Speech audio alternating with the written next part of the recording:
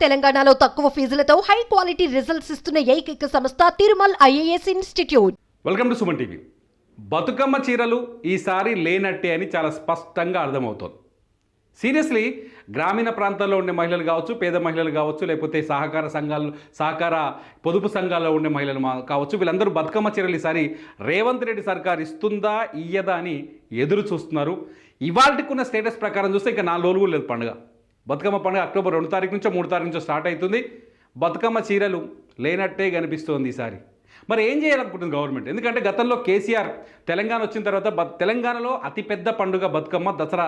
ఈ 9 రోజులు బతుకమ్మ ఆడతారు, ఆ తర్వాత దసరా పండుగ చేసుకుంటారు. తెలంగాణలో చాలా పెద్ద పండుగ బతుకమ్మ. ఈ పండుగకి ప్రతి మహిళకు గిఫ్ట్ ఇవ్వాలనే ఉద్దేశంతో కేసీఆర్ బతుకమ్మ చీరల పంపిణీ ఒక స్కీమును తీసుకొచ్చాడు.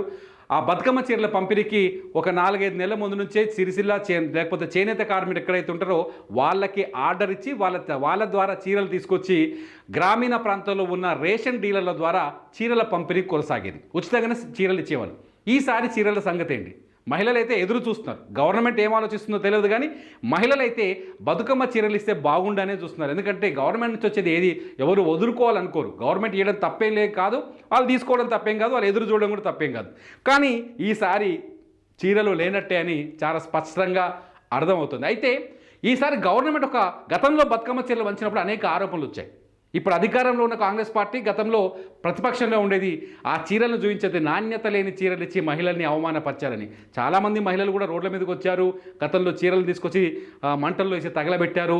గీ చీరలు పాడుగాని గీ చీరలు ఇస్తారా అని చెప్పేసి గవర్నమెంట్ని రివర్స్ అటాక్ చేశారు. ఇవన్నీ జరిగినాయి. ఇదంతా పక్కన పెడితే ఈసారి రేవంత్ రెడ్డిని గెలిపించుకున్నారు. ఈసారి రేవంత్ రెడ్డి ముఖ్యమంత్రి అయిండు, కాంగ్రెస్ పార్టీ గెలిచింది. మరి చీరల సంగతి ఏంటి? రైతు బంధు, రుణమాఫీ ఇవన్నీ మాడిఫై చేసుకుంటూ వచ్చిన ముఖ్యమంత్రి రేవంత్ రెడ్డి మరి మా చీరల సంగతి ఏం చేసినని ఊళ్ళల్లో ఉన్న లేడీస్ అడుగుతున్నారు. దీనికి ముఖ్యమంత్రి ఏం సమాధానం చెప్తారని జనమంతా ఎదురు చూస్తున్నారు. ఆ మహిళలంతా ఎదురు చూస్తున్నారు. బతుకమ్మ ఎల్లుండేనా మరి చీరలు తెస్తే కుట్టించుకుంటూ దానికి పాలు కుట్టించుడు, ఈ పని ఆ పని చాలా ఉంటుంది. సో ఈ 4 రోజులు అయితే పని కాదు కాబట్టి చాలా స్పష్టంగా మనం అర్థం చేసుకోవాల్సిన అవసరం ఉంది. ఈసారి బతుకమ్మ చీరలు లేనట్టే అర్థమవుతుంది. అయితే బతుకమ్మ చీరల స్థానంలో 500 రూపాయల డబ్బులు ఇవ్వాలని గవర్నమెంట్ నిర్ణయించినట్టుగా తెలుస్తుంది. నిర్ణయం తీసుకోబోతున్నట్టుగా తెలుస్తుంది. ఇంకా అధికారికంగా ఎక్కడ ప్రకటన రాలేదు, కానీ ఒక చీర బదులు 500 రూపాయలు ఇవ్వాలని, అంటే 500లకు మినిమం చీర ఒకటి వస్తుంది అనేది గవర్నమెంట్ ఆలోచిస్తున్నట్టుగా తెలుస్తుంది. ఇలా ఒక చీరకు 500 ఇస్తే దాదాపు 450 కోట్లు ఏమో ఖర్చు అయ్యేటట్టుంది.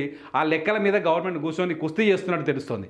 ఒకవేళ వేస్తే ఆ పైసలు కూడా రేషన్ డీలర్ల ద్వారా కానీ, లేకపోతే గ్రామీణ ప్రాంతాల్లో ఉండే పొదుపు సంఘాలు ఉంటాయి కదా, మన మహిళా సంఘాలు ఉన్నాయి కదా, చిన్నవి ఈ స్వయం సహాయక సంఘాలు, ఈ స్వయం సహాయక సంఘాల హెల్ప్ తీసుకొని ఈ 4-5 రోజుల్లోనే పంచాలని గవర్నమెంట్ ఆలోచిస్తున్నట్టుగా తెలుస్తుంది. ఎంతవరకు సాధ్యం అనేది కూడా కొంత నడుస్తుంది.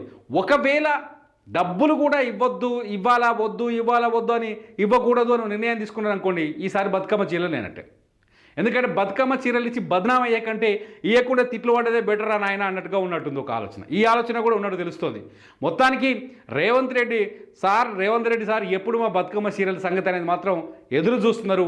బతుకమ్మ చీరల పైన మాత్రం డిస్కషన్ అయితే గ్రామీణ ప్రాంతాల్లోనే కాదు, పట్టణ ప్రాంతాల్లో, మిడిల్ క్లాసులో, అన్ని క్లాసుల్లో చర్చ జరుగుతోంది. ఈ బతుకమ్మ చీరల్ని ఈసారి ప్రతిపక్షం మీకు ఎదురుగా ఉన్న బీఆర్ఎస్ కూడా మళ్ళీ ఒక అస్త్రంగా తీసుకునే అవకాశం కనిపిస్తుంది గవర్నమెంట్ వ్యతిరేకంగా. ఎందుకంటే ఇప్పటికే రుణమాఫీ పైన ఎడతెరిపి లేని అటాక్ చేస్తున్నారు, రైతు బంధు పైన అటాక్ చేస్తున్నారు, రైతు భరోసా ఎప్పుడని చెప్పేసి. సో గవర్నమెంట్ కూడా ఈ మధ్యలో స్పష్టత ఇచ్చింది రేవంత్ రెడ్డి గవర్నమెంట్. ఈ దసరా నాటికి పెండింగ్లో ఉన్న రుణమాఫీని పూర్తి చేస్తామని, అట్లాగే రైతు భరోసాని కూడా దసరా నుంచే మొదలు పెడతామని చెప్పేసి ఎకరానికి 7,500 చొప్పున, అంటే సంవత్సరానికి 15,000 చొప్పున ఆ పెట్టుబడి సాయం అందిస్తామని ఇప్పటికే గవర్నమెంట్ చెప్పినట్టు తెలుస్తుంది. అయితే ఈ బతుకమ్మ పండగలోపు మరి ఒక 2 వరాలు ఇచ్చినట్టు కొడుతుంది. 3వ వరం ఇది ఒక్కటి కూడా మహిళలకు కూడా బతుకమ్మకు చీరలు ఇస్తే మంచిగా ఉంటుంది. గవర్నమెంట్ ఆల్రెడీ గతంలో హామీ ఇచ్చింది మహిళలకి, ప్రతి మహిళకి 2,500 ఇస్తామని చెప్పేసి గతంలో మహిళలకి కాంగ్రెస్ ఎన్నికల మేనిఫెస్టోలో చెప్పింది. ఆ పథకం ఎప్పటి నుంచో తెలియదు, కానీ ఇప్పటికి చీరలు ఇస్తే బాగుండని మాత్రం గవర్నమెంట్ ఎదురు చూస్తుంది. ఎందుకంటే గతంలో బస్సులో ఉచిత ప్రయాణం ఇస్తామని చెప్పింది. ఇప్పుడు మహిళలంతా తెలంగాణలో సంతోషంగా ఉచితంగా బస్సుల్లో తిరుగుతున్నారు.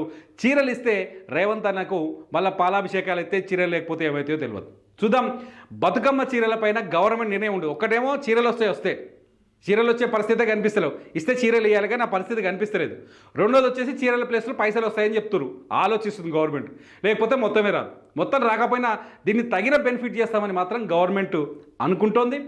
ఏం చేస్తారనేది మాత్రం ముఖ్యమంత్రి రేవంత్ రెడ్డి స్వయంగా ప్రకటించే అవకాశం ఉండొచ్చు. చూద్దాం, మీరేమంటారు? బతుకమ్మ చీరలు ఇవ్వాలంటారా? గతంలో చీరల పంచాయతీ చాలా చూసినాం. గతంలో నాణ్యత లేని చీరలు ఇచ్చారు, చక్కగా చీరలు లేవో, ఒక్కటి కూడా బాగాలేదు, ఇట్లాంటివి కూడా మనమే దెప్పిపొడిచినాం గవర్నమెంట్లని.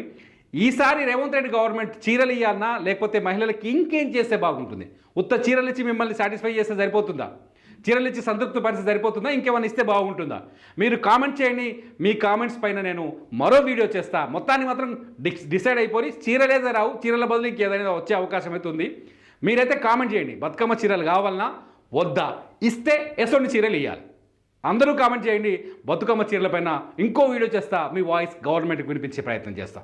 చూస్తూనే ఉండండి సుమన్ టీవీ.